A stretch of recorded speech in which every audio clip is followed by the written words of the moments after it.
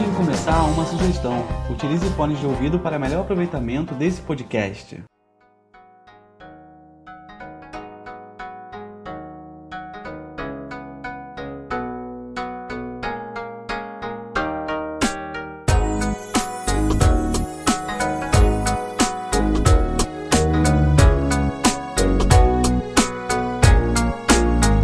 Bom dia, boa tarde, boa noite, seja bem-vinda e bem-vindo ao nosso podcast Geografia para quê e para quem. Eu sou a professora Márcia Alves, do Departamento de Geografia da UFMT, aqui em Cuiabá. Nós estamos com esse projeto de extensão, né? O nosso podcast é um projeto de extensão que está ligado ao nosso grupo de pesquisa aqui na UFMT também, que é o grupo de pesquisa História do Pensamento Geográfico e Epistemologia da Geografia. Vocês podem acompanhar a gente lá pelo Facebook, a gente coloca as informações do podcast lá na nossa página, no nosso grupo de pesquisa, que é o HPGE UFMT. Estamos no momento da quarentena, né? Hoje é 23 de abril, estamos no meio aí desse isolamento social. A nossa ideia inicial dessa segunda temporada do nosso podcast era discutir algumas categorias espaciais. Nós estamos fazendo isso, estamos gravando aí vários programas enfim, sobre essas questões, mas também surgiu a necessidade da gente fazer uma análise desse momento, né? Então, conseguir fazer uma análise geográfica do que está acontecendo nesse momento da quarentena. E aí a gente percebe que tem várias possibilidades da gente analisar esse momento, né? E uma delas é pela via da saúde mental, pela via das questões emocionais, afetivas, subjetivas, né? E que em outros momentos nós já comentamos no podcast, especialmente porque eu trabalho com essas temáticas, né? Geografia das emoções, e aí surgiu essa vontade de fazer uma análise de conjuntura, né? E aí que eu trouxe um convidado muito especial, que além de ser um colega, né, de profissão, de geografia, também é um amigo pessoal. E a gente já estava há muito tempo querendo gravar, né, essa conversa, e as coisas, né, foram caminhando, não deram certo, mas eu acho que era para ser nesse momento mesmo, né? Então, eu queria passar a bola para o meu amigo, que é o Lucas, e que ele possa apresentar e falar um pouquinho da sua trajetória. Fala, galera! Bom dia, boa tarde, boa noite a todos e todas. Professora Márcia, Marcinha, um prazer, muito obrigado por esse convite, da gente estar estendendo conversas de tanto tempo, de tantos encontros, de tantos momentos, para alguma coisa mais sistematizada, mais direcionada. Espero que eu consiga dar conta de, pelo menos, falar um pouco sobre a minha impressão a partir desses anos de diálogo, fazendo esse encontro de geografia e saúde mental, para pensar um pouco o mundo que a gente está vivendo agora, os desafios que a gente tem pela frente e, fundamentalmente, pensar aqui que nós, como geógrafos e geógrafas, podemos alinhavar de possibilidade de trabalho, né? Porque é isso. No final, a gente está aí para isso. A gente está aí para trabalhar e fazer alguma coisa diferente desse mundo doido, caótico que a gente vive. Para quem não me conhece, meu nome é Lucas Honorato. Eu sou geógrafo, formado pela Universidade Federal Fluminense. Conheci a Márcia lá, na época da pós-graduação dela. Eu ainda estava na graduação e acabei cursando minha pós-graduação lá, também meu mestrado, e agora sou doutorando também no mesmo programa de geografia, terminando agora já no último ano, tendo esse desafio que também é enlouquecedor de entregar e defender uma tese de doutorado, e ainda mais lidar com uma tese de doutorado num contexto de pandemia, né? Que é um grande desafio que está colocado para todos nós aí. Sim, ainda mais esse tema, né? Eu acho que... Mas talvez seja um momento que a tese até ganha um fôlego, assim, né? No sentido de enxergar uma necessidade, assim, né? Do debate, assim. Sim, sem desvirtuar o nosso assunto principal, mas essa é uma questão fundamental que eu venho discutindo com os colegas que têm tentado se debruçar sobre o debate da saúde mental na geografia, né? é que, diferentemente dos campos PICE ou dos campos propriamente da saúde aplicada, quem trabalha com a clínica, etc., a geografia não tem uma formação para o trabalho aplicado, para o cotidiano, que envolve esse tipo de contexto que é absolutamente tenso, né? A gente simplesmente não tem uma preparação para estar fazendo uma pesquisa dentro de um hospital psiquiátrico, como seres humanos, por exemplo, e conseguir lidar com aquele contexto difícil que é aquela realidade altamente complexa, intensa e tão verdadeira e tão verdadeira e tão verdadeira que se aparece nua, completamente nua para nós. Então, é um desafio, né? Quem cuida do cuidador. Nós estamos numa posição muito diferente da geografia, porque nós não clinicamos. Então, a primeira questão para a geografia é essa, né? Nós, por mais que estejamos falando de saúde mental, nós não podemos querer tomar o espaço de quem está fazendo e exercendo os processos de cuidado, embora o trabalho que a gente esteja fazendo seja produtor de cuidado, sim, também. Mas nós não somos médicos, nós não somos psiquiatras, não somos psicólogos, não somos assistentes sociais, embora a gente tenha que ter sensibilidade sobre isso e a gente produza efeitos terapêuticos quando a gente trabalha, a gente tem que ter um pouco de cuidado para saber enxergar qual é o lugar da geografia, qual é o lugar que nós estamos posicionados ali. Até para não nos confundirmos e nos perdermos dentro da nossa própria loucura, porque a loucura habita dentro de todos nós e é muito fácil flertar com ela. Difícil o sofrimento que às vezes isso produz e ainda mais lidar com ela. Isso é um desafio para quem quiser pesquisar saúde mental, conseguir encostar e flertar com sua própria loucura. Não tem como falar de saúde mental sem assumir sua própria loucura, flertar com ela, dialogar com ela e assumir ela. Bom, então, né, eu cheguei na saúde mental há aproximadamente de 8 anos atrás. Foi quando eu escrevi meu trabalho de conclusão de curso, especificamente sobre saúde mental. Venho dedicando minhas pesquisas no âmbito das políticas públicas de saúde mental e nas questões de epistemologia e de teoria que possam auxiliar um melhor encontro entre esses campos, da saúde mental e da geografia. Minha dissertação de mestrado foi sobre os desafios para uma abordagem territorial no âmbito da saúde mental, para as políticas de saúde mental, onde o cerne da questão foi tentar entender a questão do território, já que o conceito de território é central na reforma psiquiátrica brasileira e ele é estruturante das políticas públicas pós-reforma psiquiátrica brasileira a partir de 2001, né? E há uma grande questão sobre o que significa isso, né? Vários desdobramentos vão acontecer a partir daí, como noções de cuidado territorial, cuidar no território, até cuidar com o território. E essas questões do território se colocaram como uma demanda da luta antimanicomial para mim como geógrafo. A bem verdade, na verdade, a minha conversa com a saúde mental começou via psicologia social, através do debate de subjetividade e experiência urbana, fundamentalmente dialogando com o professor Luiz Antônio Batista, que foi quem formou a minha, assim, minha grande referência nessa forma de ver a cidade a partir da subjetividade. Ele é professor da psicologia da UF, e inclusive vai ser a indicação dessa live, um documentário que ele produziu como resultado de um pós-doutorado em Imola, na Itália.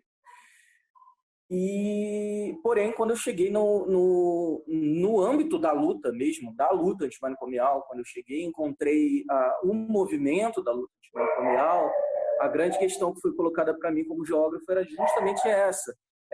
Todo mundo olhava para mim e falava assim: cara, você é geógrafo, ajuda a gente com esse negócio de território. A gente precisa entender direito isso, porque tudo para a gente agora é o território, e a gente sabe que a gente está falando de algo que é potente para o que pautamos como um projeto de uma sociedade antimanicomial, desinstitucionalizada, de uma sociedade transformadora, de um outro projeto de sociedade. que lide com a diversidade, que lide com a produção de saúde, que lide com a diferença, que lide e que entenda uma transformação dessas relações de sociedade loucura. E a gente sabe que o território é fundamental para isso. Só que não está muito claro o conceito de território, como ele aparece na saúde mental, fazendo um contraponto com a geografia e fazendo, justamente apontando os desafios. Bom, então, Lucas, você comentou várias questões aí de aproximações, né, com outras áreas do conhecimento e a tua pesquisa na saúde mental está muito ligada a essa questão dessa luta antimanicomial, essa questão do hospital psiquiátrico, né, de ter um espaço, de ter uma espacialidade muito bem detalhada. Inclusive, eu tive acesso ao seu trabalho, né, já conheço, mas li um dos seus artigos para poder também a gente pensar junto e construir uma pauta junto. E um desses artigos é justamente falando sobre essa experiência, né, que é interseções entre paisagem, loucura e espaço manicomial, a apropriação do espaço no Hospital Psiquiátrico de Jurujuba, em Niterói, no Rio de Janeiro. Inclusive, eu conheço esse hospital, já estive lá fazendo um trabalho há uns anos atrás. Mas então, eu queria fazer o primeiro questionamento. Você já antecipou algumas questões, mas eu queria que você explicasse, inclusive, em termos conceituais, assim, como que se dá essa aproximação dos campos da geografia e da saúde mental, né? Porque há vários, eu imagino que há vários caminhos que podem ser feitos, inclusive, por exemplo, pela via da geografia das emoções, né?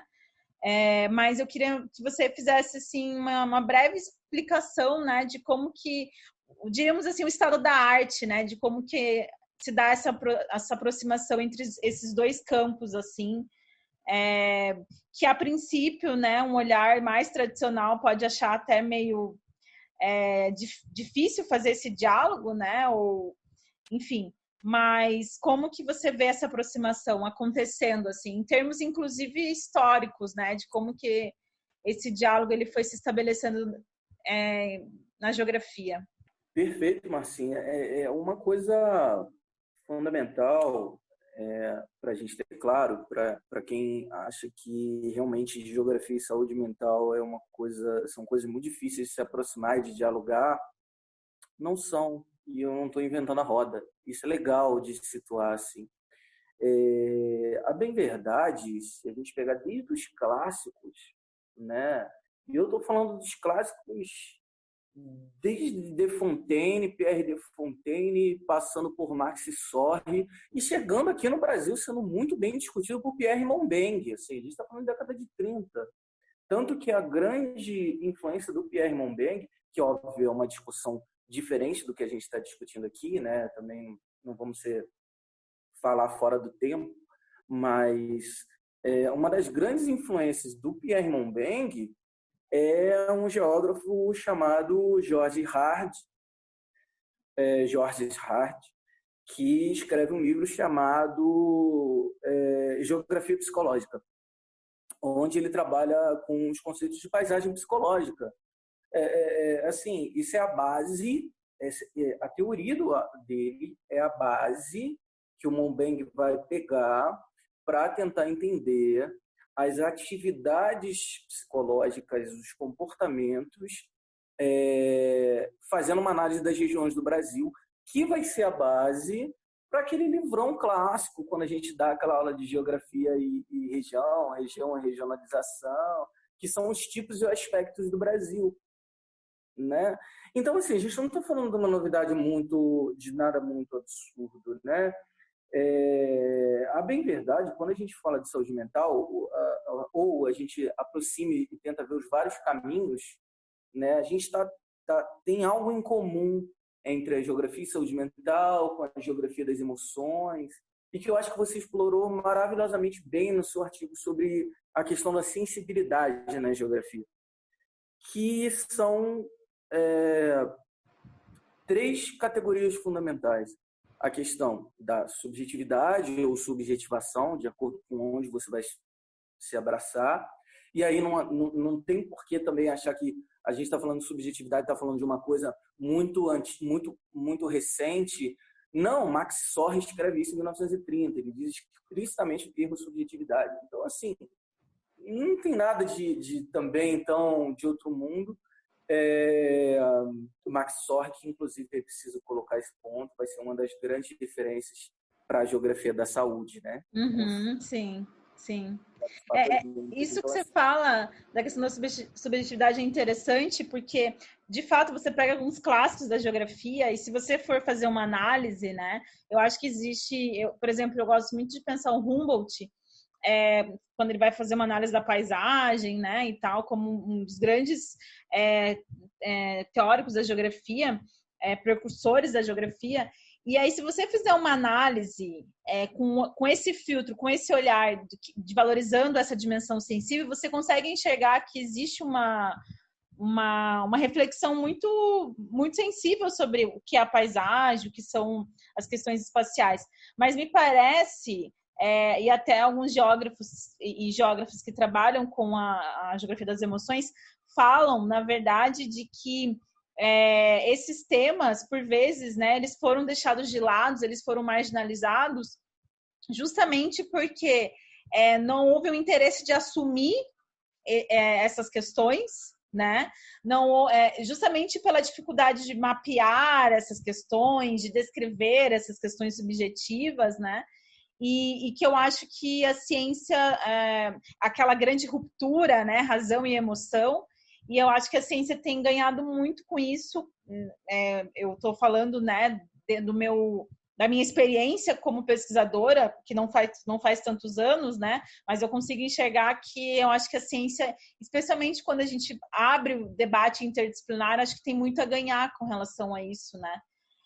Então, até essa aproximação que eu falo, e aí você pode continuar a tua reflexão, muito também de como que a geografia acabou aprendendo com outras áreas do conhecimento para poder construir essa aproximação com esse tema da saúde mental, né? Você colocou a questão nos termos exatos. Não vou responder a questão, mas vou deixar como provocação uma fala escrita do Pierre Monben, que está no Princípio de Geografia Humana do Brasil. Tem um dos textos, né, uma coletânea de textos, talvez seja Geografia e Literatura, e que também é um dos primeiros textos sobre geografia e literatura, problematizado teoricamente. É um livro de 1940, e que ele diz explicitamente, ele diz, a geografia se aproximou de campos científicos tão complexos quanto os campos que falam sobre o comportamento e a subjetividade humana. A economia não era facilmente aproximável da geografia. A engenharia não era facilmente aproximável da geografia, mas se estabeleceu conexões. E aí, como provocação, ele escreve e diz: a geografia sim tinha condições de se aproximar desses debates, e não o fez porque não teve coragem.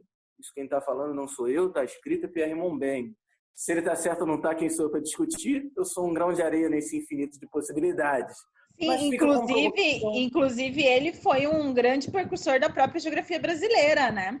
A estruturação da geografia brasileira, enquanto uma disciplina, né, universitária, enquanto, enfim, um ramo de pesquisa, ganhou bastante peso com a vinda dele para o Brasil, né? O tempo que ele atuou aqui no Brasil. Então, eu acho que isso está nas entrelinhas ali, de fato. Isso que você coloca para mim, e eu tenho cada tempo que passa, eu trabalho com essa temática das emoções há 5 anos, né?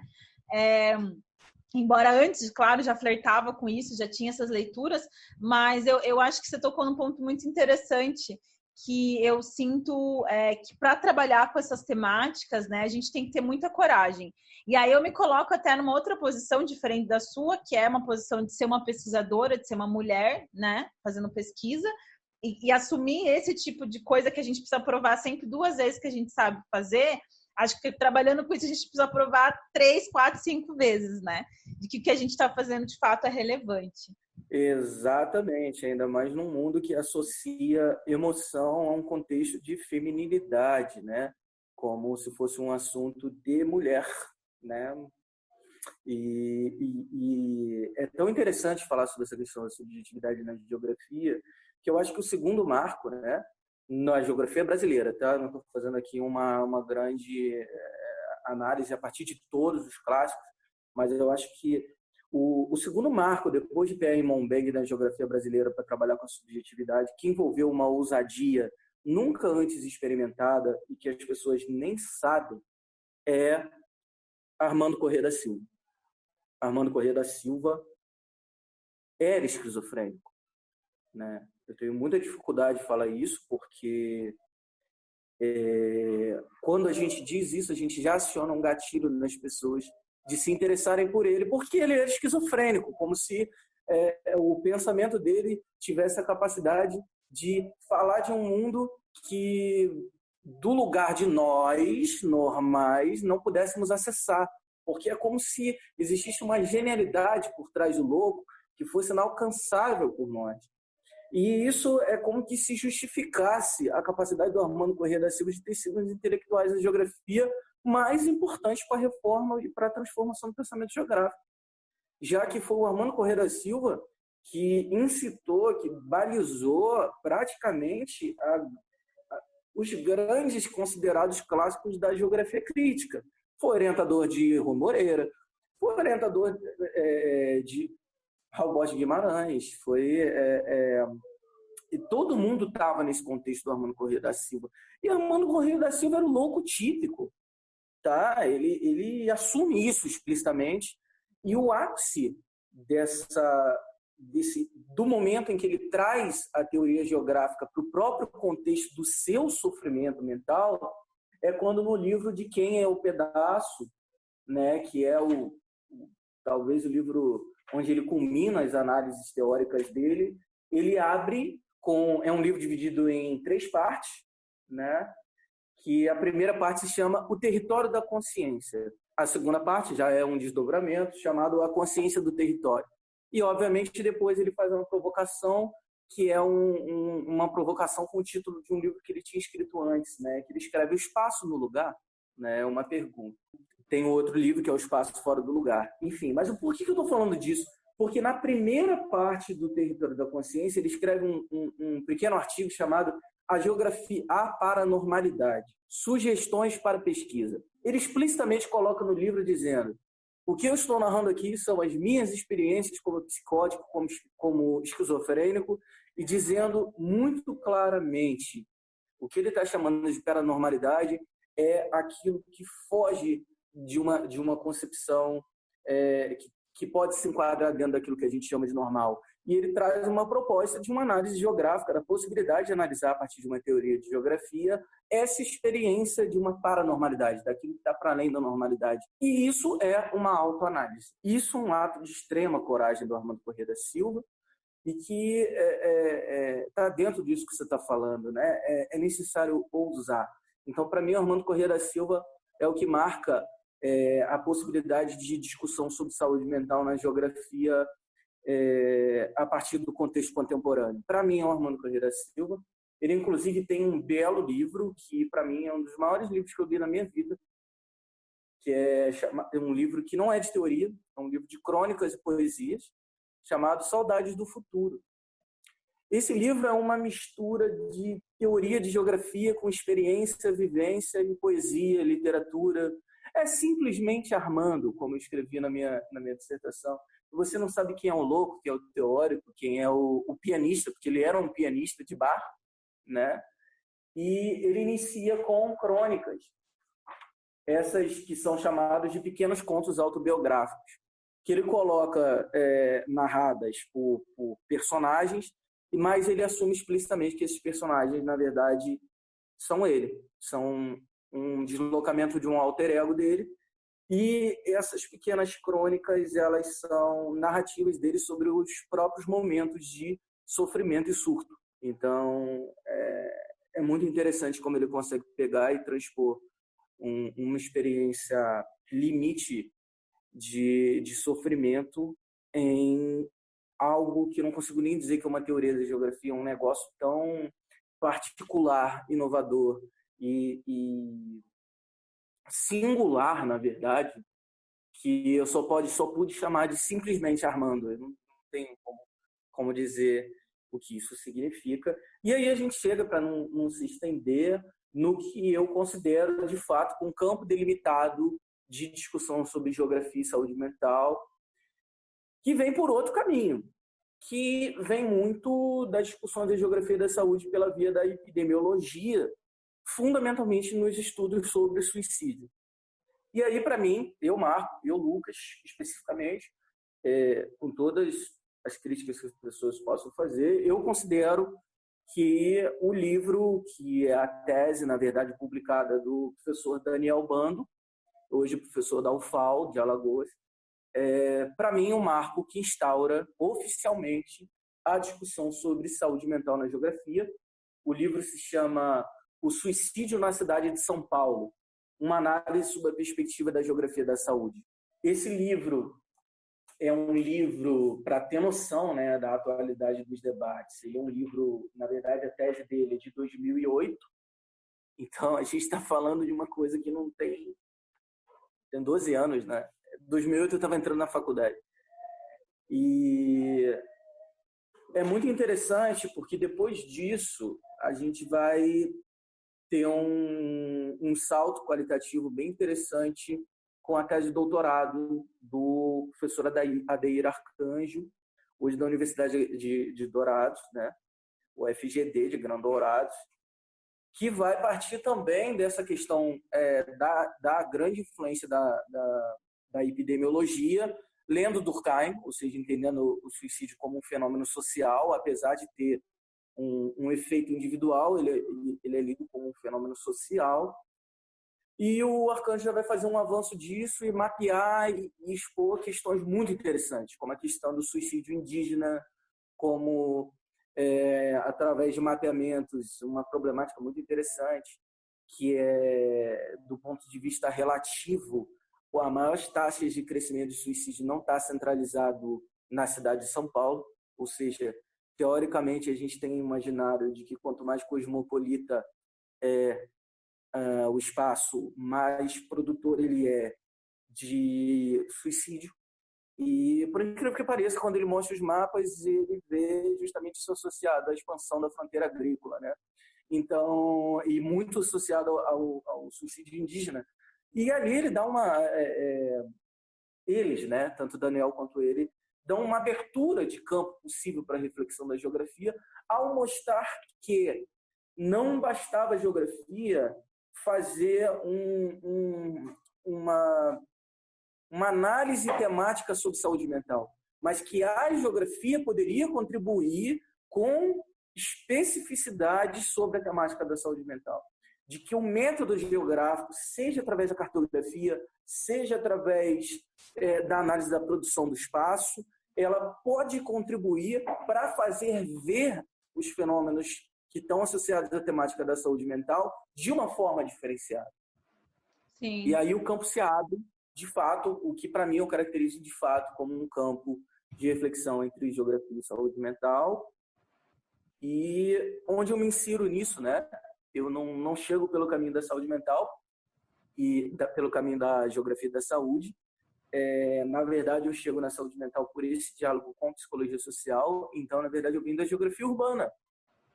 Uhum. E, fundamentalmente, dos debates de teoria da geografia e de ontologia do espaço. Eu vinha do Armando, e bebo no Armando, e, inclusive, tem um detalhe muito peculiar, né? A primeira crônica do Saudade do Futuro do Armando, que para mim é a mais impactante, o nome do alter ego dele é Lucas. E você talvez não tenha a dimensão do impacto subjetivo, assim, de significado que isso produziu em mim.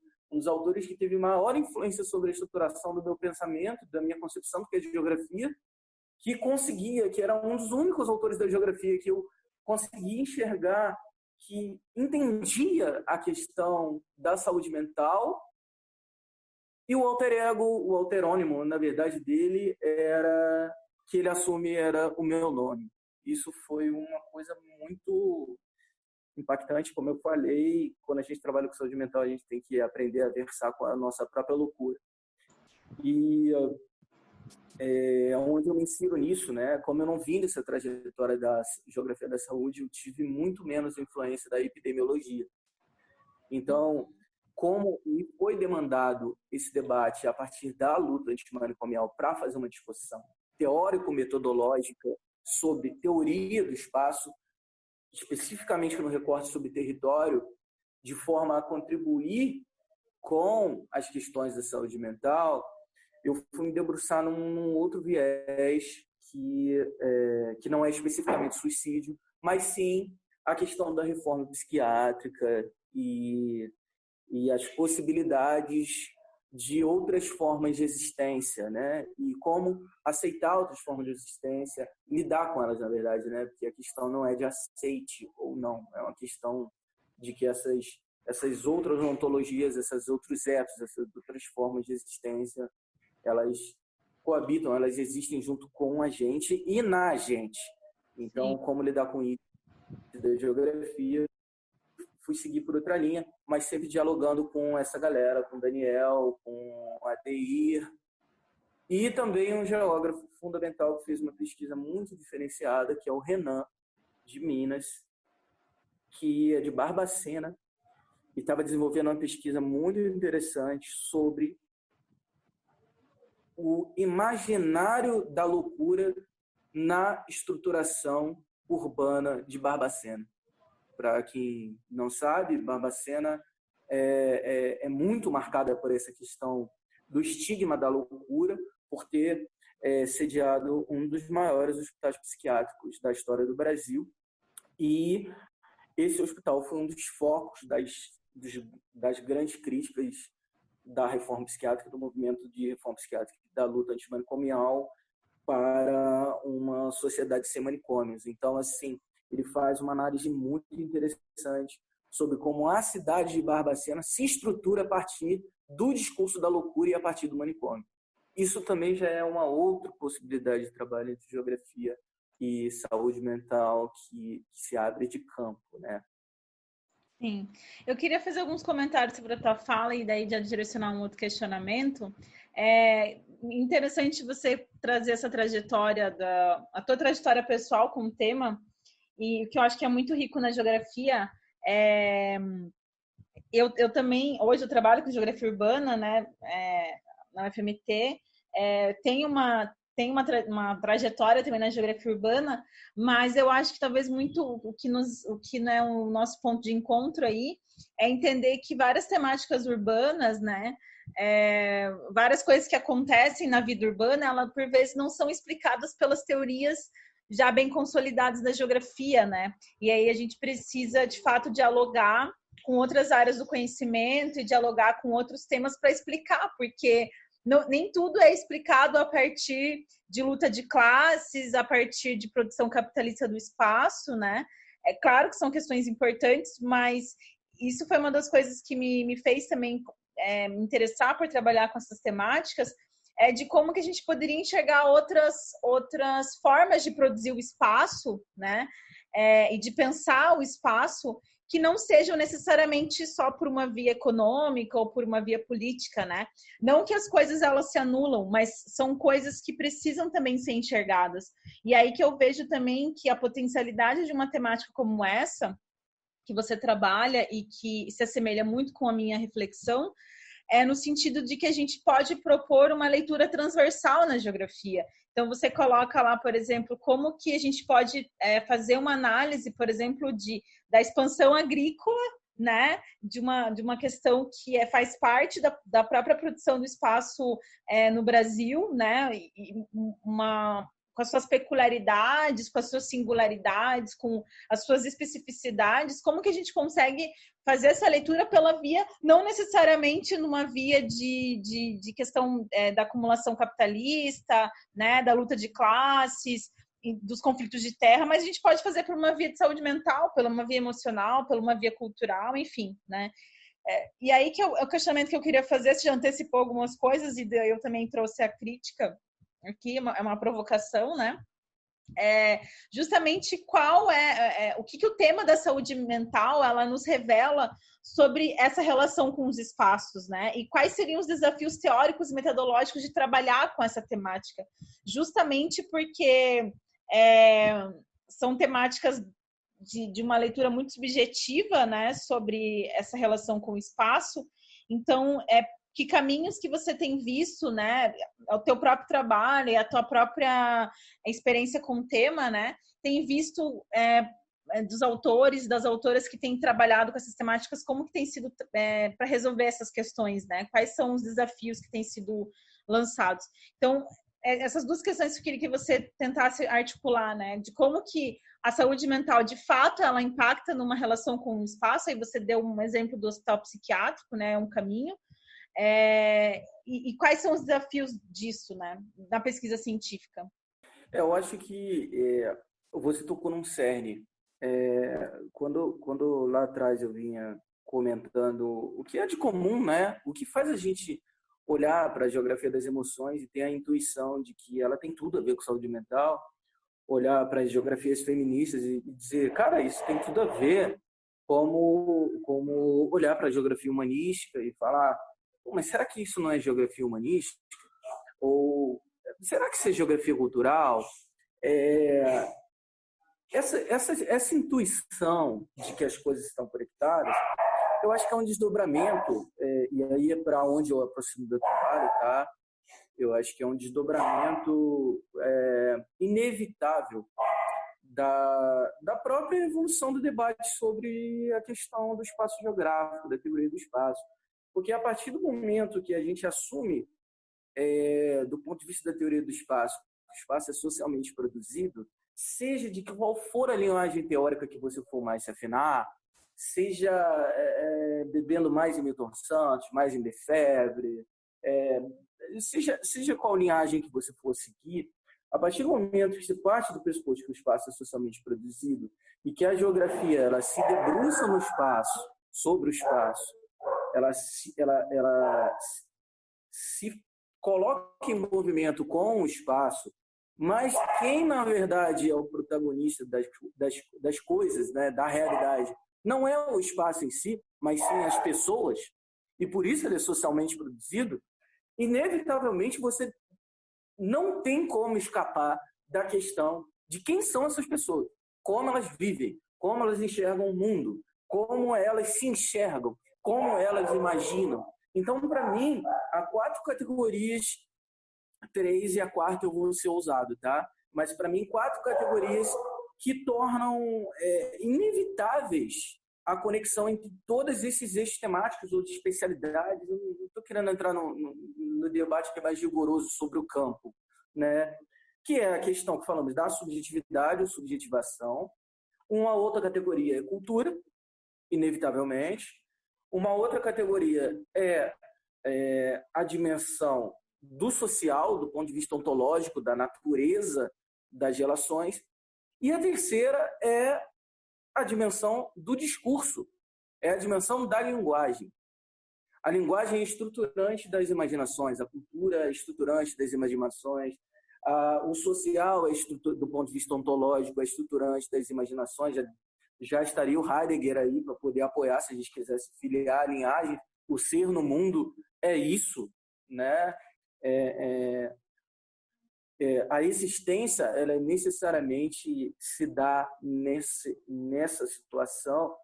Então, e a subjetividade também. Então, quando a gente para olhar esses temas, e aí eu vou falar em tema e não em especialidades ou campos, e não necessariamente é um campo, eu concordo plenamente, Márcia, quando você coloca para a gente que a geografia das emoções não é um campo, não é um campo de pesquisa. Ela é um posicionamento epistemológico, é um deslocamento de método, é um deslocamento de olhar, é uma forma de como se posicionar perante um fenômeno. Ela não necessariamente é um campo de pesquisa. Quando ela é reduzida a um campo de pesquisa, ela perde potência. E eu acho que essa é a mesma coisa da saúde mental, né? O que conecta esses campos é justamente essa necessidade inadiável que não tem como mais ser mediada de ter que lidar na teoria do espaço, quando a gente fala em produção do espaço, quando a gente fala das categorias que daí se desdobram, território, paisagem, lugar, etc., dessa dimensão da subjetividade, da subjetivação, da cultura, do social e da linguagem. Não tem como se esquivar mais. Isso é uma questão de desdobramento e de evolução do pensamento geográfico. É um tipo de coisa que você não tem como escapar hoje. E isso conecta essas diferentes temáticas. Mas, e aí é onde eu queria chegar exatamente no que você comentou, fazer uma discussão de geografia e saúde mental não é sinônimo de fazer uma discussão de subjetividade. Ou seja, não é porque a gente está fazendo uma análise sensível à subjetividade que necessariamente a gente está fazendo saúde mental ou trabalhando geografia e saúde mental. Não é porque necessariamente a gente está trabalhando com a questão das emoções que a gente está deixando de fazer uma geografia urbana ou deixando de fazer uma geografia econômica. Na verdade, não é essa a questão. Pelo simples fato de que, quando a gente aciona o termo geografia e saúde mental, a gente tem preocupações específicas. E a gente está jogando uma forma de ver um fenômeno que é integral, que é a existência humana no mundo. E por que a saúde mental aparece? A saúde mental aparece a partir do momento em que a produção social do espaço é adoecedora. Ponto. Esse é o cerne que conecta toda a discussão sobre saúde mental para a geografia. Essa é a base teórica e epistemológica da onde se desdobra toda e qualquer possibilidade de fazer discussões. A partir do momento que se funda o conceito de normalidade, você tem um desdobramento espacial aí, a nível de produção do espaço, ordenamento do espaço, práticas espaciais, imaginário espacial, tomando como referência o que é normal e o que é anormal, ou o que é normal e o que é louco. E aí, a partir desse momento, a loucura se torna um tema fundamental para a geografia, porque não é a loucura em si. Nós não somos médicos e não devemos olhar como médicos, muito menos psiquiatras, nem psicólogos. Nosso trabalho versa com o âmbito psi, versa com o âmbito das emoções, versa com o âmbito ontológico da filosofia existencial, por exemplo, ou com a fenomenologia, ou com a hermenêutica, mas não somos fenomenólogos, não somos hermeneutas, não somos clínicos, somos geógrafos. E o que fazemos como geógrafos? Buscar entender qual é o papel do espaço, como a questão espacial aparece influenciando e sobredeterminando esses processos de existência a partir de categorias como normal e anormal, no caso da saúde mental, a partir de categorias que vão se desdobrar em questões muito objetivas, como a questão do surgimento do hospital psiquiátrico, como uma estratégia espacial de normalização a priori, e depois de Pinel, dado que essa normalização faliu, era um projeto da Revolução Francesa, né, do humanismo que surge com a Revolução Francesa, então é um projeto civilizatório de normalização das faculdades mentais, né, do alienado, como se fosse possível pegar aquele sujeito que era considerado um alienado e, portanto, ao ser alienado, incapaz de exercer racionalmente escolhas, logo incapacitado de direitos e deveres. Portanto, ele precisava ser restaurado da sua condição de alienado para voltar a executar as faculdades racionais e poder escolher ao ponto de poder assumir direitos e deveres. Esse é o princípio do paradigma psiquiátrico, né? E se cria um espaço para isso, apartado da sociedade, partindo do pressuposto de que não era possível fazer esse tipo de movimento dentro da própria sociedade. Ou seja, o que eu estou querendo dizer? Né? Eu estou querendo dizer que a saúde mental e a geografia elas estão juntas por um princípio de natureza da existência humana. A partir do momento em que a questão da existência humana é colocada como uma problemática de normalidade e anormalidade. A partir do momento em que, ao ser colocada como uma problemática de normalidade e anormalidade, ela produz efeitos que na psicanálise serão efeitos de trauma, na psiquiatria serão efeitos de psicopatologia, na sociologia vão ser efeitos de adoecimento social e por aí vai. E que no âmbito da geografia poderíamos falar, sim, sobre o adoecimento do espaço, né? O espaço, que eu não estou falando nenhuma novidade, né? Isso já teoricamente deveria ser intuído quando a gente fala nos determinantes sociais da saúde da doença. Mas E, infelizmente, isso não necessariamente é intuído. Então, muito embora a gente fale dos determinantes sociais da saúde da doença na saúde coletiva, com forte influência do Milton Santos, e da teoria de espaço do Milton Santos, que não é o Milton Santos pessoa. Na verdade, a grande influência do Milton Santos no âmbito da saúde é a teoria de geografia. É a geografia que muda, que vem via Milton Santos. Mas a grande questão é uma teoria de geografia, uma teoria do espaço que muda completamente a qualidade do debate no âmbito da saúde. E a questão da saúde mental deveria vir a rebote dessa discussão, mas como a gente encontrou a subjetividade no meio do caminho, a gente ficou um pouco sem saber o que fazer com isso e acabou se furtando a fazer esse debate, o que não tem absolutamente nenhum cabimento nos dias de hoje. A gente tem total condição de estar fazendo isso.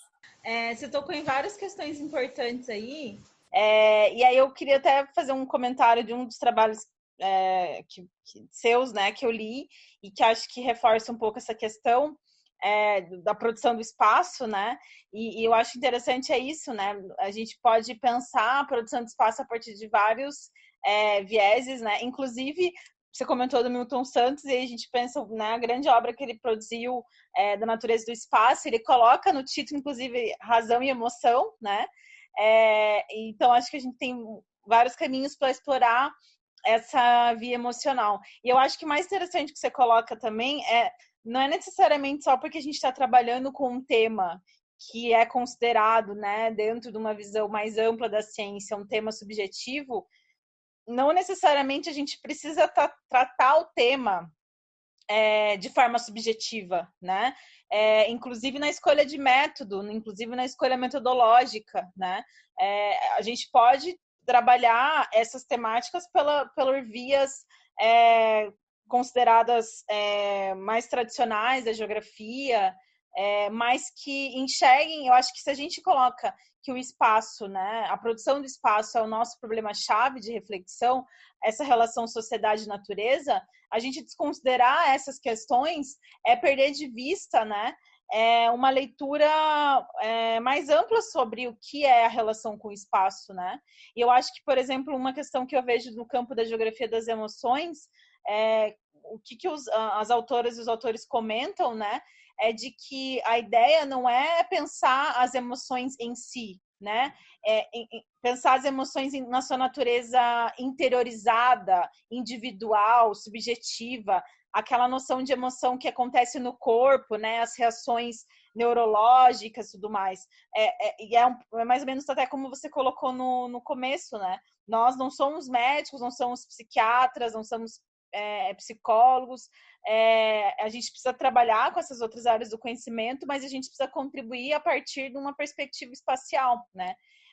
E aí, uma das autoras que eu gosto muito de trabalhar, que eu acho que você também já trabalhou, que é a Liz Bond, e ela tem um artigo justamente falando sobre essas conexões da geografia e da psicoterapia, e ela fala que esse é um grande desafio da geografia, que é pensar esses temas não na sua natureza, como eu já coloquei, interiorizada, mas pensar, por exemplo, as emoções como uma forma de mediação da nossa relação com o mundo, da nossa relação com o espaço. Então, que a gente constrói uma relação com o espaço também pela via emocional, também pela via das questões de luta de classe, as questões de conflitos políticos, enfim. E aí que uma das questões que você coloca, né, qual que é o papel do geógrafa e do geógrafo, é justamente que a reflexão acerca dos processos de produção do espaço que produzem esse quadro patológico próprio da sociedade pós-moderna, que é justamente quando a gente pega, né, as reflexões da pós-modernidade, essa aceleração do tempo e do espaço, ou essa compressão espaço-tempo, né, produzem algo, de fato, produzem patologias, né, e diferentes frentes, uma delas dentro da saúde mental. E aí você coloca também que também é papel da geógrafa e do geógrafo o auxílio na produção de conhecimento, informações e cartografias para a intervenção do poder público nos contextos sociais como forma de cuidado e produção da saúde, né? E aí, pegando esse gancho, eu queria fazer um outro comentário, e aí que acho que a grande importância da nossa discussão dentro desse momento que a gente está vivendo da pandemia, do isolamento social, é justamente isso, né?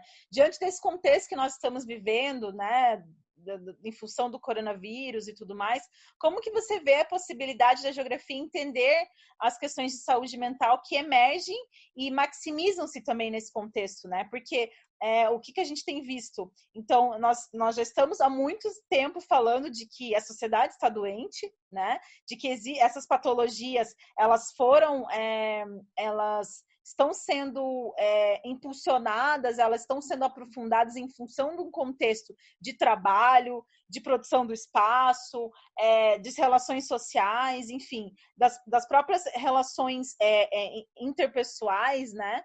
Elas já estão sendo agravadas há um tempo, mas a gente chega no momento em que essa questão do que eu estou vendo, por exemplo, eu consigo enxergar, consigo fazer uma leitura, de que tem se comentado muito os quadros de ansiedade, de angústia e depressão que estão sendo agravados nesse momento da pandemia, né? Então, pessoas que já têm um quadro pré-existente de problemas de saúde mental e que nesse momento, né, que todas as pessoas, eu não consigo imaginar uma pessoa que não esteja um pouco aflita, um pouco angustiada, um pouco, né, assim, meio que sem saber do que vai acontecer, o que o futuro espera, né? E é um futuro muito próximo, porque cada dia é um dia, né? Cada dia o quadro muda.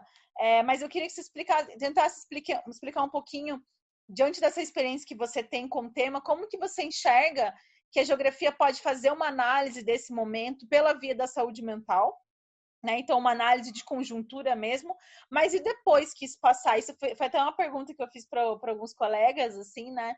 Mas depois que isso passar, né? Como você acha que a geografia pode ganhar no sentido de olhares mesmo para temas como esse em função do que a gente viveu, né? Ou está vivendo agora? Muito importante você colocar isso, Márcia, porque isso é um desafio não só para a saúde mental, é um desafio de fundamento para a geografia como um todo. Na verdade, até do ponto de vista do trabalho, né? O trabalho, as relações de trabalho se colocam já de forma diferenciada e essas formas diferenciadas tendem a certo nível de permanência. Então, a gente não está muito claro como vai ser esse contexto pós-pandemia, o sentido do ofício, o sentido do trabalhar. Isso está em jogo também, né? O que vai ser trabalho, o que eu posso identificar como trabalho. Isso é uma coisa muito interessante que a pandemia colocou para a gente, que é a questão da produtividade, né? E é muito interessante, porque muita gente se viu dentro de casa fazendo coisas que considerava alheias ao trabalho, como pintar uma parede, como consertar um telhado, e fazendo exaustivamente, executando exaustivamente trabalho, chegando 11, meia-noite, 2 horas da manhã, completamente esgotado, trabalhando o dia inteiro e simplesmente não consegui identificar isso como trabalho e se considerar improdutivo. Eu me considero improdutivo, eu não produzi hoje. Como assim você não produziu, né? Essa pandemia coloca uma questão fundamental para a gente, que é muito da nossa concepção do que era trabalho, do que era ofício, estava vinculado ao que algo externo nos caracterizava que deveria ser trabalho. E como a gente executa o trabalho formal, mas a gente tem um longo tempo de resguardo e de contato um pouco mais livre, né? O tal do ócio que há muito tempo nos foi negado, a gente começa a questionar se o que a gente está fazendo também não é trabalho. Mas eu acho que para poder encaminhar essa análise de conjuntura, o que eu posso dizer é o seguinte: no âmbito da geografia, não é possível fazer uma análise sobre para onde a geografia deve ir ou o que devemos fazer a nível de debate do campo da geografia no contexto da pandemia e pós-pandemia sem uma aproximação rigorosa teórica. Porque não temos instrumentais teóricos de fato refinados o suficiente Temos tomando emprestados de outros lugares, mas não refinados na geografia, do ponto de vista das perguntas que a geografia coloca. Porque se a gente for parar para pensar, a partir do que você colocou, se eu fosse desdobrar o artigo da paranormalidade do Armando, eu poderia facilmente fazer uma discussão que a estrutura do inconsciente em Freud é espaço. Isso é uma questão teórica que eu poderia colocar. E eu desdobraria isso em uma série de debates sobre a dimensão psicanalítica do espaço e da psicanálise do espaço e da dimensão espacial da psicanálise. Muito embora isso não mude, não desloque a minha pergunta, que é o que eu, a partir da geografia, realmente estou contribuindo, né? Porque senão daqui a pouco a gente vai fazer uma nova teoria da psicanálise a partir do espaço, o que não é um problema, é genial, é perfeito. Eu acho que alguém tem que fazer isso. Eu só não acho que todos devam nesse momento estar dedicados a fazer uma nova teoria da psicanálise. Eu acho que não necessariamente todos nesse momento têm que estar... Eu vi uma live do Jorge Pickenheim, organizada pelo Raul Borges Guimarães. Jorge Pickenheim é um grande geógrafo da saúde da Argentina, e que ele falou exatamente isso. Ele falou o que a geografia não deve fazer. E a primeira coisa que ele falou foi: a geografia não deve buscar ficar atualizando dado epidemiológico igual uma louca atrás do fenômeno da doença. Porque isso não é papel da geografia. A geografia não tem a função de ficar mapeando doença. A geografia é uma coisa que vai além. Segunda coisa que ele colocou fundamental: o geógrafo não tem, e a geógrafa não tem que atuar como jornalista. Essa coisa de estar 100% acompanhando todas as novidades em tempo real e relatando do ponto de vista jornalístico o que está acontecendo é um grande equívoco, porque isso não é um fazer geográfico, não é isso que qualifica uma análise geográfica, né? Então, para a gente fazer de fato uma análise geográfica do que a gente está vivendo e para onde iremos, a gente precisa ter um avanço, uma aproximação teórica um pouco mais refinada no âmbito da geografia, justamente porque a geografia se furtou a fazer essa interlocução com a subjetividade. Então, hoje a gente tem um desafio enorme, que é, sim, sempre falamos no contemporâneo que a subjetividade era importante. Sim, teoricamente, sempre falamos que essa divisão entre sociedade e natureza não é uma divisão. Sim, teoricamente, sempre fizemos a discussão de que o ser humano é complexidade. Perfeito. Qual é a diferença do contexto de pandemia? A diferença do contexto de pandemia é que isso foi radicalizado de uma tal forma que isso é auto-evidente para toda e qualquer pessoa, independente do campo científico, da academia, seja onde estiver, nesse momento, todas as pessoas começam a entender o que diabos é a tal da subjetividade, porque, inevitavelmente, houve um deslocamento objetivo da vida deles que produziu efeitos de subjetividade tão profundos que são inegáveis, são auto-evidentes. Não há ninguém que nesse momento não sinta, não olhe minimamente e diga: cara, essa coisa de ficar confinado produz uma coisa muito louca em mim. Eu me sinto diferente. E a partir do momento que as pessoas se sentem diferentes, você não se trata mais de um debate teórico, especificamente teórico, na verdade. Ela se coloca como uma questão de urgência e emergência da existência. Qual é o problema da geografia? Como a geografia não fez uma teoria, não fez um diálogo teórico profundo de teoria do espaço, dialogando com essa questão da subjetividade, nós estamos com um hiato de ferramental epistemológico para poder dizer sobre essa existência que mudou. E aí não vai adiantar a gente simplesmente fazer mapeamento epidemiológico da doença, não vai adiantar chegar aqui e dizer, tá, a China é diferente porque tem um contexto social, geohistórico diferente. Beleza, isso é fundamental. Até aí é muito importante que a gente faça isso.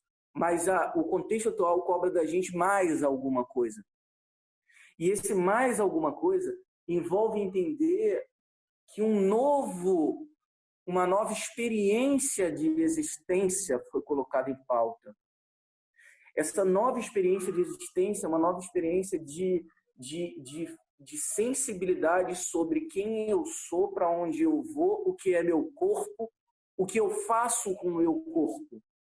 Por isso que eu vou pegar o gap de uma entrevista do Achille Mbembe, que não foi muito divulgada, por incrível que pareça, mas ele fez uma entrevista muito interessante, cujo título da entrevista era sobre o corona democratizar a necropolítica.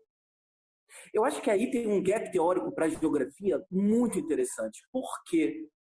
Porque, na minha concepção, e isso é muito particular, a grande questão para acionar a problemática da subjetividade e da saúde mental no âmbito da pandemia e pós-pandemia é a dimensão do corpo. Eu acho que essa vai ser a grande entrada que a geografia vai poder discutir, porque todas as nossas sensibilidades, a nossa forma de estar no mundo que é corpo, o professor Ivaldo Lima acabou de colocar isso a partir do debate da geopolítica do corpo de uma forma brilhante e super sensível, através da ética do corpo, de uma forma interessantíssima. Eu não estou inventando a roda quando eu estou falando isso, mas a primeira experiência que a gente tem desse mundo novo é a experiência de um espaço restrito.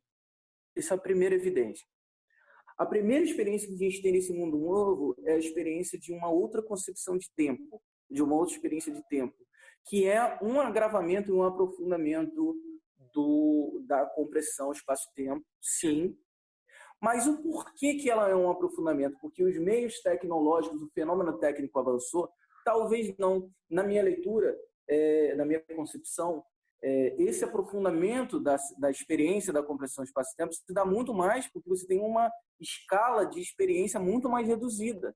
Antes a gente vivia a experiência, a compressão espaço-tempo, quem tinha acesso, né, a esses circuitos globalizados, no âmbito de uma cidade, no âmbito de deslocamentos de aeroportos, no âmbito muito mais, numa escala muito diferenciada.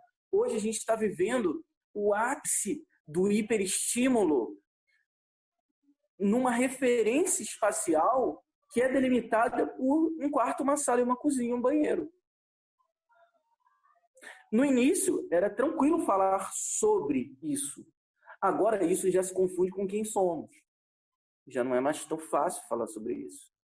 Já é uma questão que se coloca para a gente de uma forma um pouco confusa, porque a gente já começou a acostumar a ver o mundo a partir de uma experiência escalar absolutamente reduzida.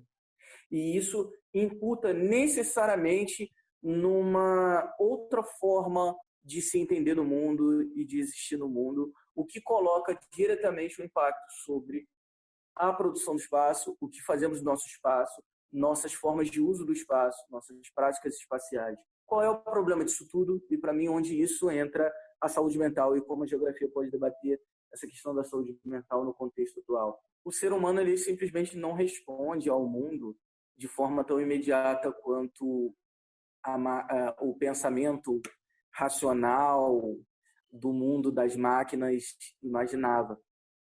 A bem verdade é que nós nos tornamos outra pessoa muito antes de tomar consciência de que somos outra pessoa. E aí surge um hiato.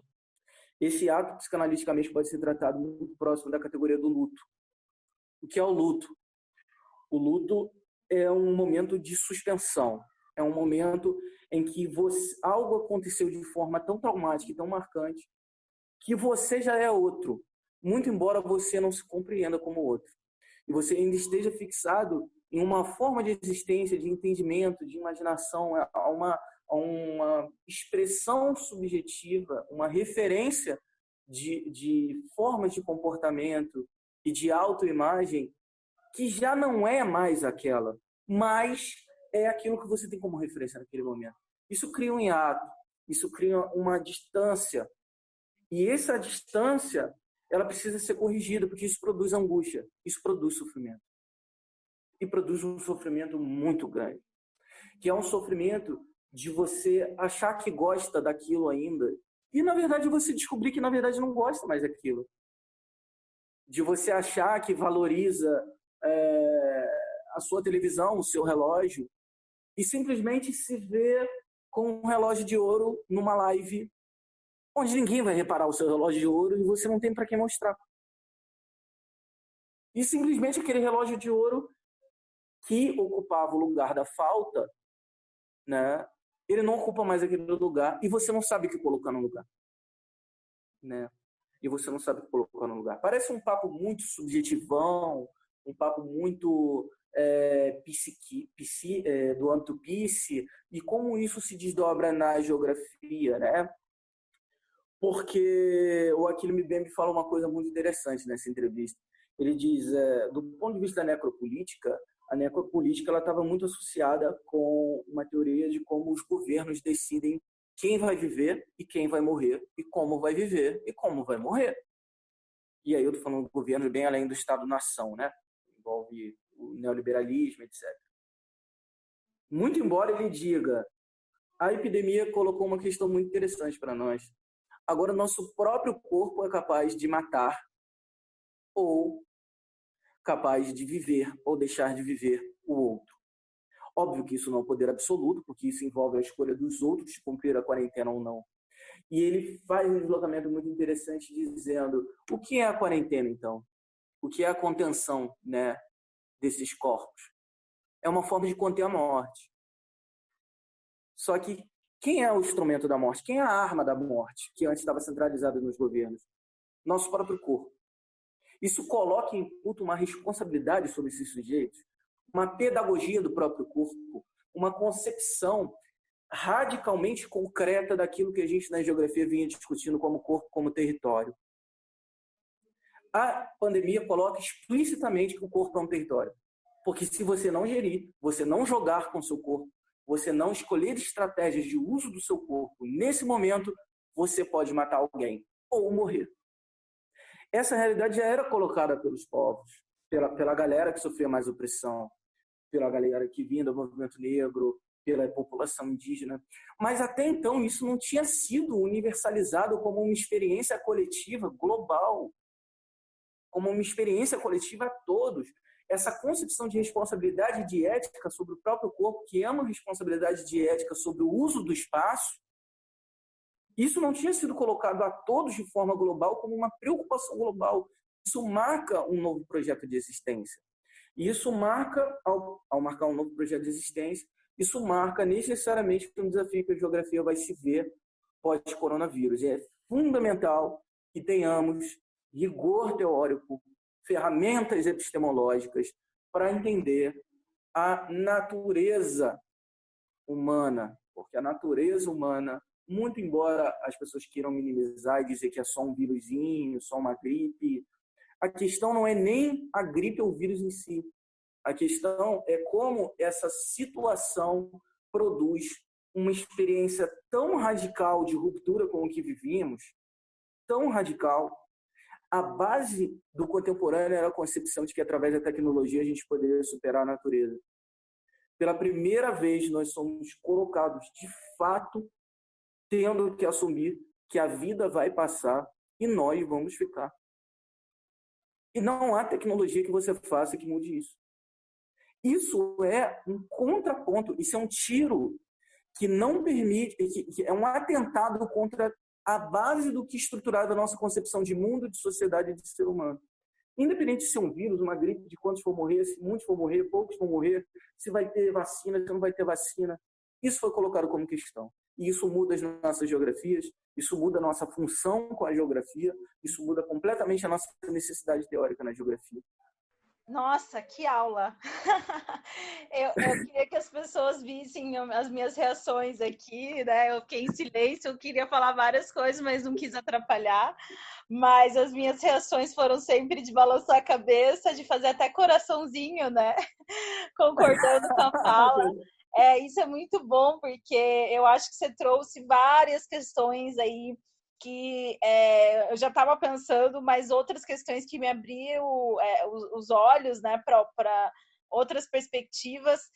Eu acho que quando você fala a dimensão do corpo, isso é uma questão muito interessante, quando a gente pensa essa noção do corpo enquanto uma escala, né, de experiência dentro desse contexto, e como que esse corpo ele está, de fato, sendo influenciado por uma outra noção de espaço-tempo, né?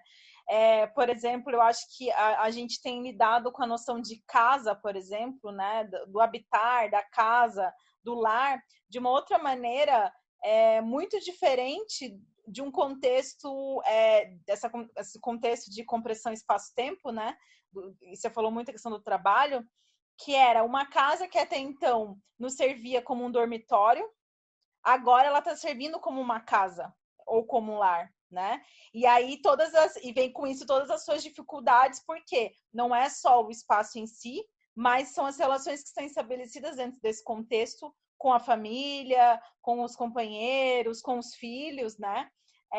E isso é muito interessante. Eu acho também uma outra dimensão que você coloca aí da questão do corpo é como que quando a gente diminui um pouco o ritmo dessa vida, né, que estava levando, e a gente começa a repensar, e eu acho que tem vários caminhos aí, muita gente às vezes romantizando o momento, outros minimizando, enfim. Mas uma coisa que eu acho que é inevitável é quando claro, também quando a gente está muito aberto a isso, né, a fazer essa leitura, mas pensando na dimensão do corpo, me parece que a gente fica muito mais atento ao nosso corpo, aos ritmos do nosso corpo, às necessidades do nosso corpo, né, as necessidades da alimentação. Então a gente come no horário que a gente sente fome, não no horário que é o meu horário de almoço que está determinado dentro das normas trabalhistas ali, né, a gente vai dormir na hora que a gente sente sono e não na hora que eu preciso dormir tal hora, porque amanhã tem que acordar cedo para ir trabalhar, né?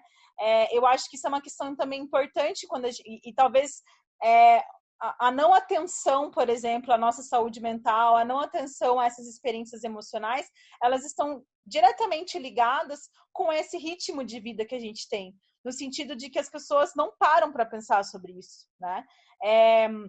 E aí que eu vejo como que a nossa experiência com o mundo, né, é uma experiência que é corpórea, né? A gente constrói uma corporeidade com o mundo.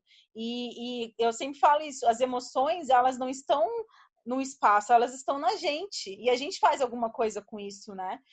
Então, eu acho que tem muito a ver com esse momento, por exemplo, um pouco da ansiedade que as pessoas estão vivenciando, mesmo estando na sua casa, e a noção de casa como a ideia do lar, do conforto, né, do acolhimento, em algum momento tem sido também questionado, porque as pessoas precisam ter uma vida social, precisam sair, precisam viver outros espaços, né? E aí que a gente vê também a necessidade que a gente tem do outro, né? O outro que está na rua, da vida pública, do espaço público, do caminhar, né? A gente tem sentido falta disso também. Então, eu acho que essas questões que você coloca, eu não tinha pensado por esse caminho, mas eu acho que é exatamente esse caminho, né? Que a geografia pode traçar no sentido de que não dá mais para ignorar esses aspectos, né? Que são inerentes à existência humana. E que esse momento da pandemia talvez faça a gente... Às vezes a gente precisa desses momentos para a gente parar, simplesmente parar, né? E entender que a gente consegue viver em outros ritmos de vida.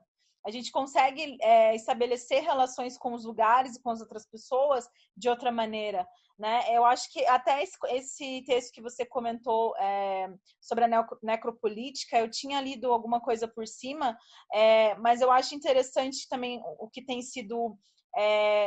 eu fui ler algumas coisas dentro de uma linha do urbanismo, né? Até porque eu estou desenvolvendo aquela pesquisa sobre os espaços de residência, as emoções nesse momento. E aí uma das questões um dos textos que eu li que eu achei muito interessante a gente estava caminhando muito para um debate de cidades inteligentes, né? A tecnologia, não sei o quê, não sei o quê. E aí hoje tem sido colocado como uma questão para se pensar, que é de pensar cidades saudáveis, né? Cidades que sejam uma ideia de sustentabilidade, não só exclusivamente ambiental, como é o discurso muito presente, né, comumente, assim, mas uma ideia de que a cidade consiga se sustentar, consiga lidar com essas situações, né? Então eu vejo que parte dos problemas que nós estamos vivendo com a pandemia, elas são problemas de infraestrutura urbana, são problemas da própria da lógica de relações sociais. Até está falando também sobre repensar, né, as nossas relações com o trabalho. Talvez, né, esse momento tenha vindo também para a gente enxergar que existem outras formas de construir relações com o trabalho que não precisa necessariamente ser o deslocamento da minha casa até o trabalho, né? E que isso também traz um problema de infraestrutura urbana, por exemplo, o problema de mobilidade, as grandes cidades, né? Tem se comentado muito sobre isso em São Paulo, por exemplo, quanto o ritmo, esse isolamento social diminui o ritmo de mobilidade, né? Carros na rua, alguns estão falando da poluição, enfim. Mas de também que a gente possa entender que a gente pode pensar, talvez ter um pouco mais de autonomia sobre o nosso tempo, né? Um pouco mais de poder administrar melhor o nosso tempo dentro daqueles ritmos do que o corpo necessita, do que o corpo pede, né? Não sei, eu acho que você trouxe várias questões aí importantes. Não sei se você quer falar mais alguma coisa. Sim, eu queria fazer mais um comentário, na verdade uma provocação para a galera reparar, né, sobre o próprio corpo. A dimensão de um corpo que já não é mais o mesmo é tão profunda que, se a gente parar para pensar, o hiperestímulo ele avançava através de informação, através de dispositivos, ou seja, desactantes, né, na linguagem do Latour, enfim, mas ela avançava e junto avançava o estímulo do nosso próprio corpo, o ritmo do nosso próprio corpo, seja mentalmente, seja através do próprio movimento, da aceleração, a forma de fala, uma fala acelerada e etc., seguindo esse movimento de hiperestímulo, que vai se desdobrar naquilo que o Byung-Chul Han vai chamar de infartos psíquicos, né, que vai ser para ele a marca da sociedade do cansaço. A incapacidade de sustentar também a velocidade, tamanho estímulo. O que contraditoriamente está colocado, olha que coisa interessante, é que o nosso corpo físico parou. O que está contido é o nosso corpo físico. Nós nunca experimentamos tamanho estímulo em um corpo que não tem para onde andar, em um corpo que não tem, que está contido. Essa é uma questão fundamental. O corpo já não é mais o mesmo, não é nem mais o mesmo a gente não pode nem tomar como imagem esse corpo, por exemplo, do trabalhador da Bolsa de Valores rodando no aeroporto para vários lugares. É uma outra coisa. O cara está trabalhando com Bolsa de Valores, com o celular na mão, mas dentro de uma sala 3x4 há 3 meses. 2 meses que seja, enfim. Há 3 meses. Ele não tem o que fazer com as pernas, com os braços. O corpo dele está implicado num ritmo completamente diferenciado do tamanho e da potência dos estímulos que ele está vivendo. É isso que a gente está vivendo hoje. É por isso que a gente tem uma dificuldade muito grande, uma angústia muito grande. A gente não sabe o que fazer com o nosso corpo. A gente não sabe o que fazer com o nosso corpo. E é por isso que eu acho que o corpo é uma categoria fundamental nesse momento para a geografia acionar o debate da saúde mental. E aí eu queria encaminhar essa conversa pegando esse gap da cidade saudável que tu colocou, porque assim, o debate da cidade saudável ele segue caminhos bem diferentes, né? Porque embora seja um termo que, por exemplo, hoje seria consenso, ele tem abordagens diferentes. Há quem fale em cidade saudável na pauta de uma cidade sanada, na pauta de uma cidade de controle dos vetores de doença, dos controles de vetores do adoecimento, seja ele mental, seja ele físico. Eu estou fazendo essa divisão só do ponto de vista dos discursos que essas pessoas colocam. Nesse sentido, a sustentabilidade seria muito mais uma capacidade de resiliência, de uma leitura mecânica dessa concepção de saúde, uma concepção de saúde que está ligada à capacidade de sustentar nossos contextos, sofrer influências, mas sustentar nossos contextos. Isso é uma visão. Outra visão diferente, e que é a que por isso eu não falei em cidades saudáveis, para não me confundir com essa visão, mas é uma visão para onde eu caminho, que é o que eu vejo, é a concepção de uma cidade saudável, mas com outra noção de saúde. Uma noção de saúde que abarque a diversidade. Não basta não ter doença. você adoece por opressões, você adoece por explorações. Não basta uma arquitetura que sane os vetores, não basta a instauração de relações que sejam relações ecológicas bem sustentadas com a natureza, porque não necessariamente isso determina a garantia da diversidade, da pluralidade e de outras ontologias políticas, de outras existências, outras formas de existência naquela cidade. Então, uma cidade, para ser de fato saudável, ela precisa se aproximar do que um conceito que para mim foi fundamental, que o professor Evaldo Lima me apresentou, que é a concepção do que ele vem trabalhando a partir do conceito de sociedade decente, mas o conceito de que seria uma cidade decente. Mas ele colocou uma pergunta fundamental. Todo mundo fala do direito à cidade, mas a qual cidade? A cidade é perfeitamente cabível que você tenha uma cidade democrática, onde todos possam exercer o direito à voz e voto, e ainda assim você, como mulher, sair na rua e ser violentada. É perfeitamente cabível isso.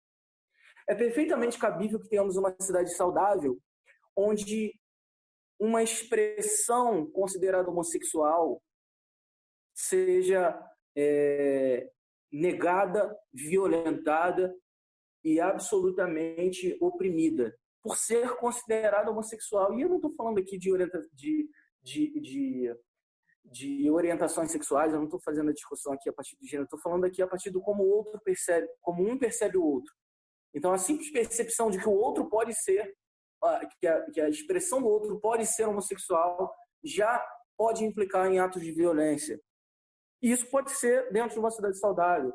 Dentro de uma cidade inteligente, não falo mais nada, né? Porque a questão da tecnologia por si só não são essas questões. Então, o professor Evaldo Lima traz a questão da decência. E o que seria uma cidade decente, né? Sim, é uma cidade que, por princípio, o direito a todos está resguardado. Mas o direito garantido a todos, por si só, não anula uma questão fundamental, que é o constrangimento. Então, o que seria uma cidade decente, né?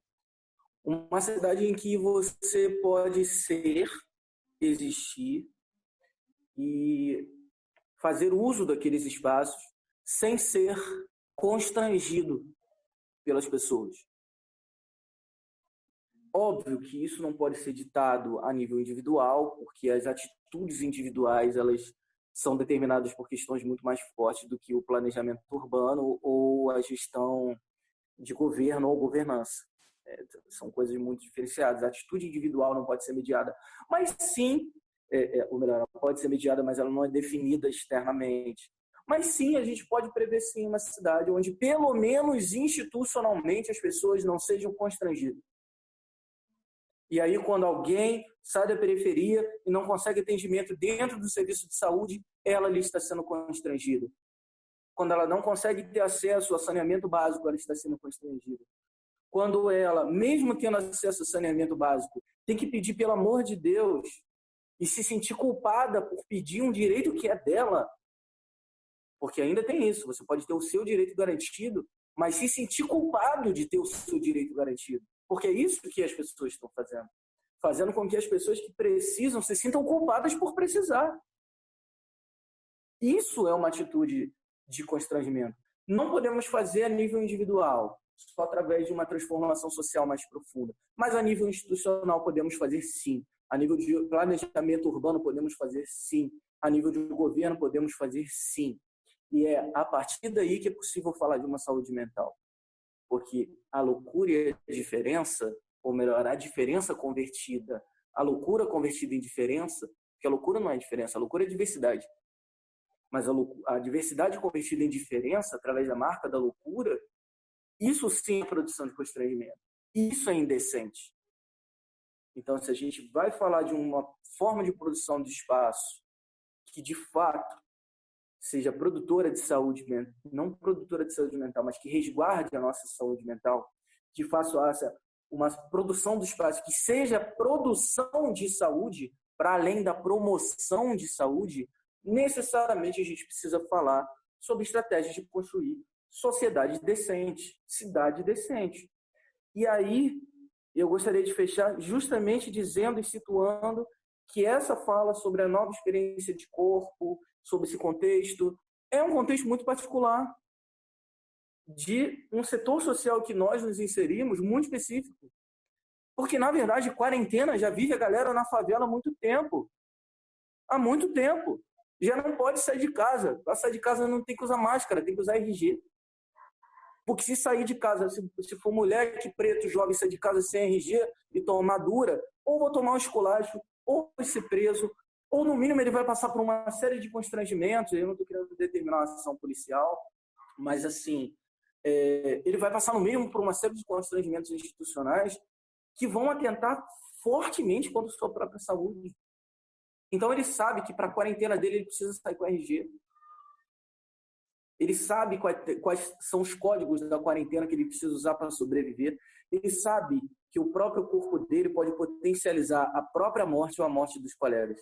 Os indígenas, as populações tradicionais sabem disso também profundamente. Vocês mulheres sabem disso também profundamente, seus corpos. A questão da interseccionalidade e a questão das opressões é inadiável pelo simples fato de que agora não tem mais como se globalizou essa experiência. Então agora, quem está numa posição de privilégio não tem mais condições de dizer que não entende isso. Porque agora entende na pele, entende concretamente. Porque agora é ele que não pode sair. Agora sou eu que não posso sair. Então, para onde está a saída do coronavírus, né? A saída para o coronavírus está com essas pessoas.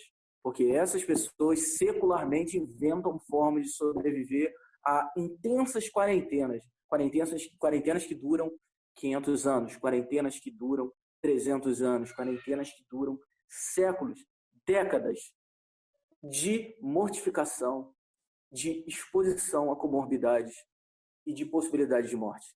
Então, se há um caminho para o coronavírus, para a saída do coronavírus, e fundamentalmente para outros mundos possíveis, esse caminho está nas outras ontologias políticas, na experiência dessas pessoas que vivem esse estado de exceção todos os dias há décadas e séculos. E é para essas pessoas que a gente tem que agora baixar a cabeça e pedir, pelo amor de Deus, para ajudar a gente, porque agora quem precisa de ajuda somos nós. Ai, depois disso não tenho mais nada a falar. Que maravilha essa conversa, eu fiquei muito feliz. Nossa, você trouxe várias questões aí para a gente pensar. Eu fiquei pensando muita coisa que esse papo poderia durar muitas horas. Mas, nossa, estou muito grata, estou muito feliz com essa conversa, muito inspiradora, né? A gente vai, ainda mais quando a gente tem esse interesse pelo tema, né? A gente tem os nossos pontos aí em comum. É muito bacana, assim, eu fiquei muito feliz, Lucas, com a nossa conversa. Você trouxe várias provocações aí que vão ficar na minha cabeça e imagino que das pessoas também, né?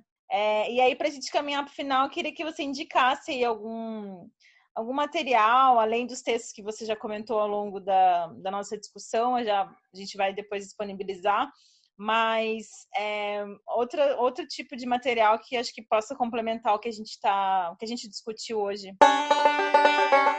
Indicações da Geosfera. Beleza, Marcinha. É aquilo, né, que eu estava falando ao longo da live, assim, não estou inventando a roda, não é uma intuição só minha, eu só estou usando desse espaço, inclusive, para fazer uma catarse da minha própria loucura, para vocalizar a minha própria loucura. Como eu escrevi na minha dissertação, muita gente fala sobre como fazer a loucura falar.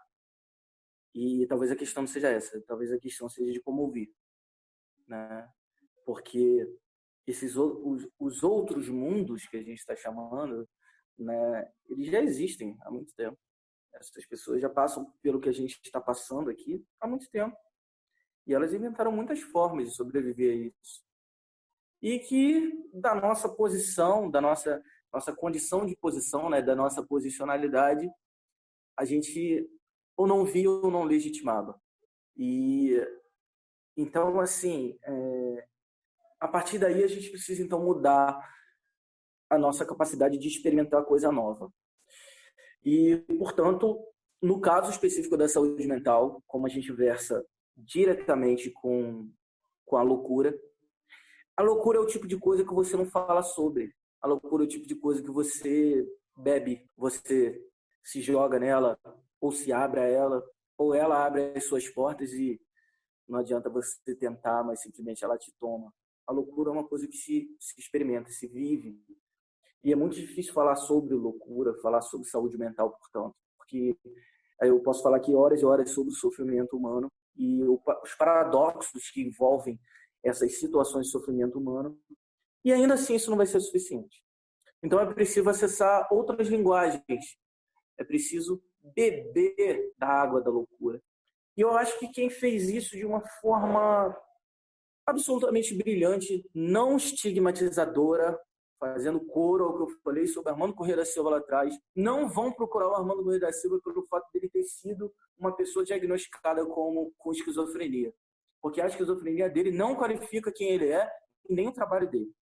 Então, precisamos também experimentar coisas que não sejam estigmatizadoras, né?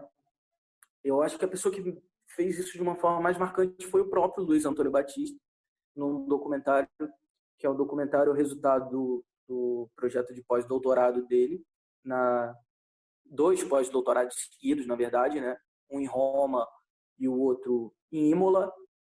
E ele pega justamente uma vivência da reforma psiquiátrica italiana, que foi a experiência que inspirou todo o projeto de reforma, não todo, mas grande parte da base, balizou grande parte da reforma psiquiátrica, da experiência de reforma psiquiátrica no mundo. E ele chega lá em Imola no contexto que já tinha se instituído a Lei 180, que é a lei que vai prever a substituição dos hospitais psiquiátricos por serviços extra-hospitalares, né? E vai pautar um outro projeto de cuidado no âmbito da saúde mental, fundamentalmente marcado por uma relação entre loucura e cidade como forma de ressignificar a relação entre loucura e sociedade. E daí vai advir, se desdobrar a questão primeiro da comunidade e da comunidade um aprofundamento a partir do conceito de território, e a gente chega até hoje. E aí ele faz esse documentário que eu queria indicar para vocês, chamada Onde está Franco?, que se confunde com o grande idealizador da reforma psiquiátrica italiana, que é Franco Basaglia. Só que, no caso, ele entrevista um outro Franco, que é Franco Fusi. Franco Fusi era um antigo interno em Imola de décadas, se eu não me engano, 30 anos, e que, usando a terminologia do professor Ernesto Venturini, ele foi demitido. Ele foi demitido do hospital. O sentido de que ele passou por esse processo de reforma. E o que o Luiz faz, né? Ele simplesmente segue no cotidiano o Franco. E ele vai construindo um documentário que é andar com o Franco. E conversar com as pessoas que andam com o Franco. E tentar entender que cidade é essa? O que se transformou a partir do momento em que o Franco sai do hospital psiquiátrico e chega na cidade, tanto para a cidade, quanto para o Franco, quanto para a comunidade. Ali, todos os conceitos se misturam numa experiência única, que a gente não sabe distinguir direito se é um trabalho de experiência urbana, de geografia urbana, se é um trabalho de psicologia específica, se é um trabalho de uma psiquiatria renovada. Simplesmente é o Franco vivendo fora do hospital, marcado pela loucura. E ali tudo acontece, e ali você entende e experimenta, inclusive os paradoxos da loucura, né? Já que o Franco sente saudade do hospital às vezes. Ai, bacana. Eu queria fazer uma indicação de um filme que eu assisti recentemente, que eu acho que tem muito a ver, mas aí vai por uma outra ótica, né, da ficção, assim, mas que é exatamente também essa questão da loucura ressignificada. E é um filme que me chamou muita atenção, assim, eu chorei muito. É um filme, assim, muito sensível. E o mais interessante é que é fora do circuito, né, mais comum do cinema. É um filme turco, que está disponível na Netflix, que chama O Milagre na Sala 7. É de 2019, mas acho que foi disponibilizado esse ano. E, enfim, tá nos tops aí dos filmes, me indicaram, comecei a assistir e o filme é incrível.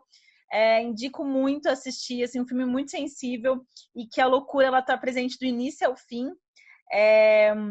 Mas uma loucura que nos, nos, que talvez confronte um pouco essa noção de normalidade também, assim. É um filme muito lindo, eu adorei. O mais interessante é a gente ter uma outra experiência também com outro tipo de cinema, o cinema turco, a estética, né, do cinema turco, muito bacana. E eu queria também indicar um livro, eu não li o livro, mas eu recebi essa indicação de uma pessoa, né, que é muito crítica e muito reflexiva sobre essas questões, que é meu irmão é jornalista, e aí ele indicou esse livro que está na minha lista de leituras, mas que eu acho que é bacana de falar. Tem um pouco a ver com o que a gente discutiu sobre tempo e espaço, né? Dentro de uma ótica dessa questão econômica que a gente vive, né? Que chama 24/7, Capitalismo Tardio e os Fins do Sono. É um livro de 2016, de um autor chamado Jonathan Crary, e ele fala um pouco sobre como que a disponibilidade que a gente tem, né, para consumir, trabalhar, compartilhar, responder, é algo que acho que faz parte da tônica, assim, do que é a contemporaneidade, né? Essa coisa de você estar disponível 24 horas por dia, 7 dias por semana. E aí ele coloca que uma das questões que mais talvez seja uma problemática dentro desse contexto do capitalismo, né, da produção 24 horas por dia, 7 dias por semana, é justamente o sono. Então, eu não li o livro, mas, né, pelo que assim, as críticas que eu ouvi e tal, é como que o sono, né, a questão da gente ter a necessidade de dormir, e é o momento que a gente não está produzindo, é o grande, assim, a grande pedra no sapato dessa lógica capitalista. E a chegar até o momento em que a tecnologia, de repente, ela veio justamente para colocar isso em xeque, assim, no sentido de que o robô não precisa dormir, né? As máquinas não precisam dormir. Então, enfim, é uma questão para a gente pensar. Mas é isso, queria agradecer novamente a Então, participação. posso fazer uma proposta de uma última indicação para consensualizar nós dois, para beber no seu campo e falar do meu campo integrado, que é a indicação do livro do David Le Breton, dos autores absolutamente quistos a questão das emoções, com a antropologia das emoções. E ele tem um livro que também eu considero absolutamente quisto e que deve ser muito lido para quem for trabalhar com saúde mental, né? Então a gente tem um encontro aí, que é o livro chamado Desaparecer de Si, uma tentação contemporânea. E o que esse livro fala, né, de um fenômeno muito interessante, que é a tendência que os seres humanos estão tendo no contemporâneo que não é de se matar, não é o suicídio, é uma vontade de desaparecer, é uma vontade de não ser visto, não ser, é uma necessidade de estar anulado dentro de tudo que acontece no mundo e em si mesmo. Que não quer dizer suicídio, porque não quer dizer o fim da vida. Não são pessoas que chegam à radicalidade de tirar a própria vida, mas que acabam tomando uma posição de buscar se anular de vida.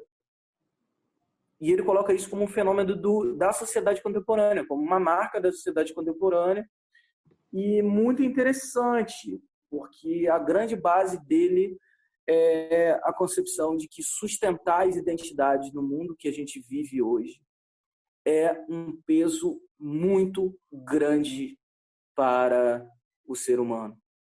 E que chega uma hora que sustentar essas identidades é tão pesado, que a gente vai buscar identidade alguma. Vai buscar simplesmente querer existir desaparecido, sem precisar sustentar identidade nenhuma. Simplesmente se deixar viver. E aí o maior exemplo dele é a imagem de um jovem, estou conjecturando aqui, tá? Mas de um jovem de aproximadamente 20 anos na faculdade, que deita na cama, olha para o teto, abre os braços e ali ele fica por uma semana. Ai, ótimo. David Lebreton é muito bom, usei muito na minha tese. E acho que essa última provocação que você fez aí de deitar, abrir os braços e olhar para cima, acho que muita gente está fazendo isso agora. Mas é isso, queria agradecer, Lucas, pela conversa, foi ótimo. E a gente vai disponibilizar essas leituras, essas indicações. E é isso, espero que nosso debate seja bastante frutífero e a gente possa colher os frutos aí de uma geografia que coloque como centralidade o ser humano, né? Muito obrigado, Márcia, pelo convite e pelo privilégio de poder estar aqui falando contigo, não só pelo contexto da quarentena, de poder estar em contato e fazendo ideias fluírem, fora dessa loucura produtivista que as redes sociais estão cobrando da gente, como também de estar podendo expor um pouco minhas ideias, né? Considerando que a saúde mental é uma coisa bem marginal, né? É um tipo de coisa que as pessoas muitas vezes não conseguem nem imaginar que isso é possível. Muito embora a gente já tenha conversado bastante aqui de que isso não é só possível, como urgente e está dentro das nossas capacidades. Então, eu queria agradecer muito por esse privilégio. Queria te dizer que o que vocês estão fazendo aí como projeto de extensão é uma verdadeira experiência. A possibilidade desses podcasts são outros instrumentos de linguagem. Eu acho que isso é uma verdadeira experiência. Muito obrigado e obrigado pelo privilégio de poder estar participando para falar de temas tão importantes como subjetividade, ética, saúde mental, existência. Se afinal a geografia não fala sobre isso, não sei sobre o que a geografia fala. É isso. Então tá bom, brigadão. Acompanhe a gente aí nas redes sociais, nos outros programas. E é isso. Valeu!